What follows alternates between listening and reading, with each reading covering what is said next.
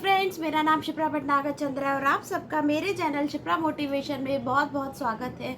आज हम एक ऐसे चैंपियन की बात करेंगे जिसने हमें पूरी ज़िंदगी हमें अपनी एक्टिविटीज़ से हंसाया। उनकी कॉमेडी में एक भी डायलॉग नहीं था, एक भी लैंग्वेज नहीं थी और उसके बाद भी उनके एक्सप्रेशंस और उनकी कॉमेडी और उनके हाव भाव ने लोगों को इतना हंसाया कि वो बच्चों के बड़ों के सब लोगों ने सबके दिलों पे राज करते हैं। सब उनकी कॉमेडी को बहुत ज़्यादा पसंद करते हैं और हम सब उनका नाम अच्छे से जानते हैं। उनका नाम है मिस्टर बीन। टीवी जगत में हम उनको मिस्टर बीन के नाम से जानते हैं, लेकिन उनका रियल नाम था रोवन एटकिंसन। रोवन एटकिंसन का जन्म 6 जनवरी 1955 में इंग्लैंड में हुआ था। वो इंग्लैंड के एक कॉमेडियन हैं, आर्टिस्ट हैं और इसी के साथ एक राइटर भी है।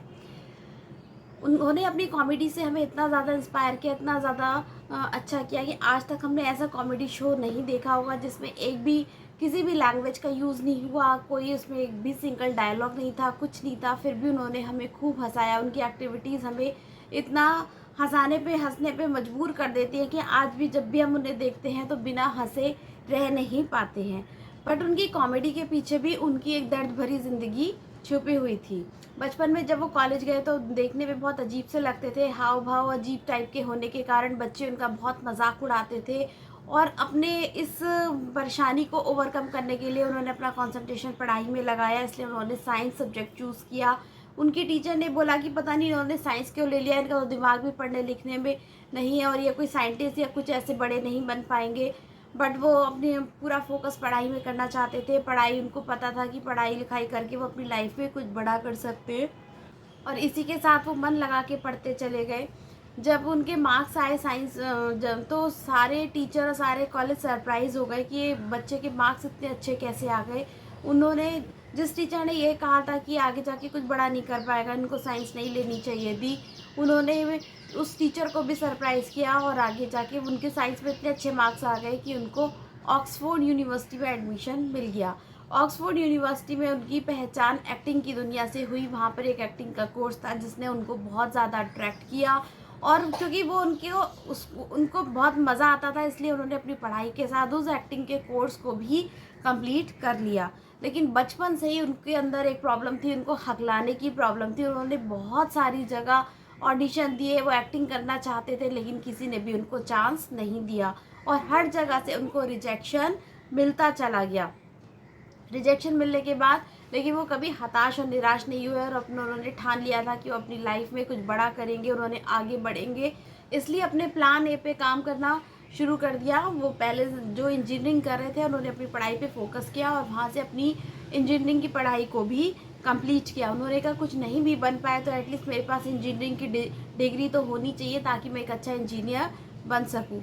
और ऑक्सफोर्ड यूनिवर्सिटी से इंजीनियरिंग कंप्लीट करने के बाद उन्होंने एक कॉमेडी ग्रुप ज्वाइन कर लिया। जैसा कि मैंने आपको बताया, उनका लुक्स अच्छा नहीं था, उनको देखने भालने में भी दुबले पतले से थे और एक हीरो की इमेज हमारी नज़र में हीरो जैसी होती है कि एक परफेक्ट होना चाहिए, बिल्कुल उनके सिक्स पैक्स एब्स होने चाहिए। बट मिस्टर बीन के बिल्कुल भी ऐसा नहीं था। और दूसरा, उनको प्रॉब्लम थी हकलाने की प्रॉब्लम। बट उन्होंने बात नोटिस करी कि जब वो किसी कैरेक्टर का रोल प्ले कर रहे होते हैं तो उनका हकलाना बंद हो जाता है।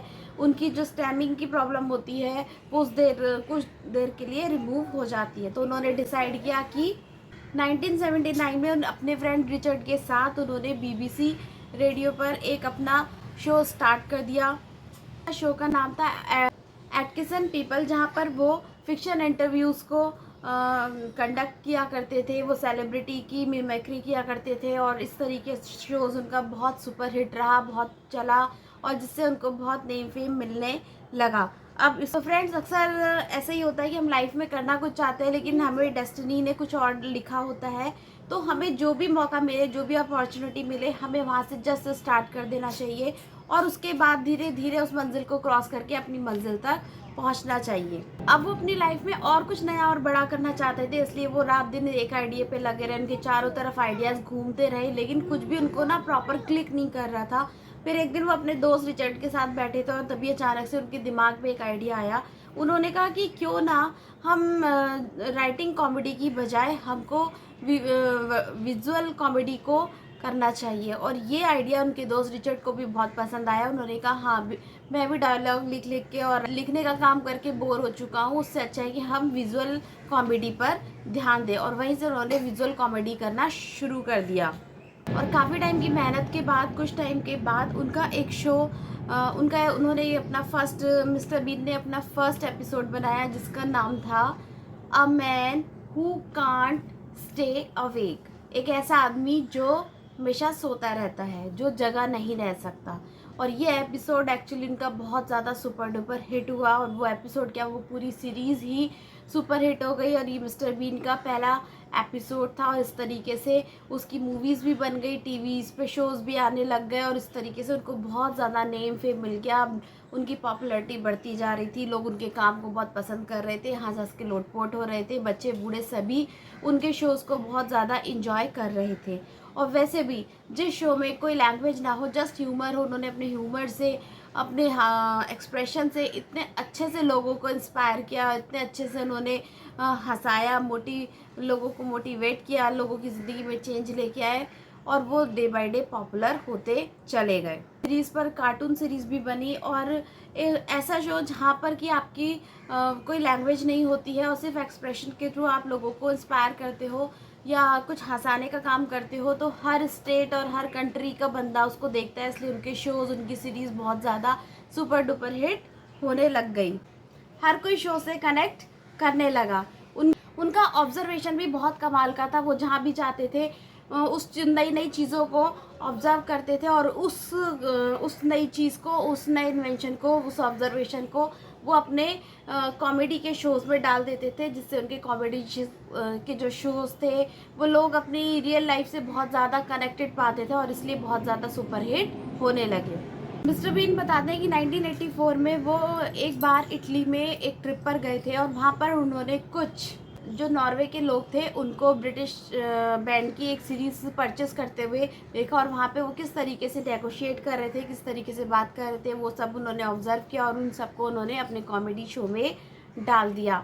कई बार ऐसा ही होता है कि बहुत सारी चीज़ें हमारे आसपास घूम रही होती हैं, आइडियाज़ हमारे आसपास होते हैं और कॉमेडियन को एक पंच मारता है तो हम एकदम से फिर उससे कनेक्ट करते हैं। बस यही होता है कि हमारा ऑब्जर्वेशन उतना स्ट्रांग नहीं होता, इसलिए हम उस पर ध्यान नहीं देते हैं। लेकिन अगर हम ध्यान दें तो चीज़ बहुत अच्छी और हो सकती है।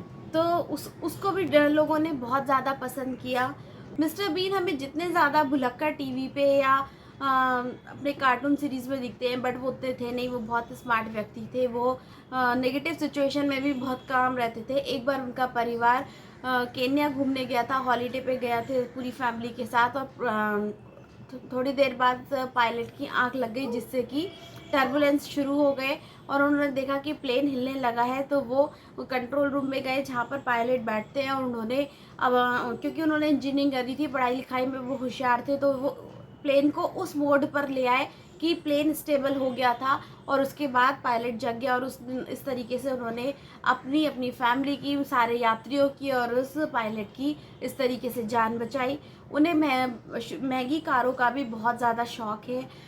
मिस्टर बीन ने अपने ह्यूमर के, अपनी कॉमेडी शोज़ के साथ वो इतने पॉपुलर हुए कि उसी के साथ आज वो एक अच्छे वेल्दी पर्सन भी है। उनके पास दुनिया की सारी महंगी कार है, जैसे BMW, लंबोर्गिनी, जिस कार का आप नाम लोगे वो सारी कार उनके पास है, क्योंकि वो शुरू से ही कार के बहुत शौकीन थे। वो बताते जब उनके फादर ट्रैक्टर चलाते थे तो वो हमेशा इमेजिन करते थे कि वो बढ़िया सी BMW या फरारी चला रहे हैं और आज उनके पास रियल में, सच में सारी वो चीज़ें अवेलेबल हैं जो एक आम आदमी को चाहिए होती है। आज एक वो लग्जरी की लाइफ जीते हैं।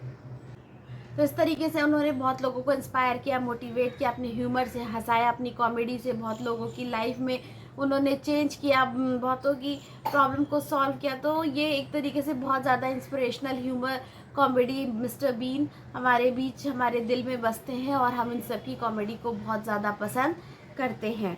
बचपन में इतने चैलेंज फेस करने के बाद भी उन्होंने अपने लिए एक डायरेक्शन चूज़ कर ली थी। तो फ्रेंड्स, हमेशा अक्सर यही करना चाहिए।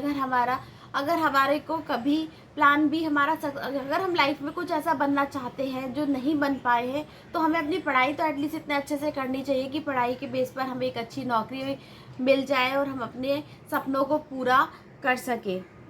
बचपन में उन्होंने जितने चैलेंजेस फेस किए, जितने लोगों का मजाक सहा, जितना सब कुछ सहा, और ऐसा शरीर मतलब दुबले पतले और बिल्कुल हकलाने की प्रॉब्लम से भी जूझते हुए, उसके बाद भी आज वो एक सक्सेसफुल, सारे चैलेंजेस को ओवरकम करते हुए वो आज एक सक्सेसफुल लाइफ को लीड कर रहे हैं। और इसी के साथ एक बहुत ही प्राउड मोमेंट था जब प्रिंस विलियम की शादी हुई थी, तो उसमें भी मिस्टर बीन को बुलाया गया था, जो अपने आप में एक बहुत बड़ी बात है, एक प्राउड की बात है।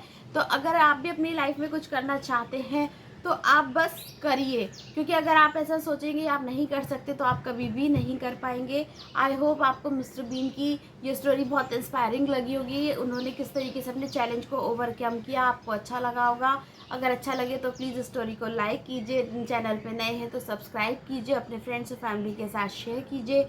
इसी के साथ कुकू एफएम डाउनलोड कीजिए। अगर मेरा रेफर कोड यूज़ करेंगे तो आपको एनुअल सब्सक्रिप्शन पे 60% ऑफ मिलेगा, और आप अपनी पसंद की किसी भी भाषा में कोई भी ऑडियो बुक आसानी से सुन सकते हैं। और तब तक के लिए गुड बाय।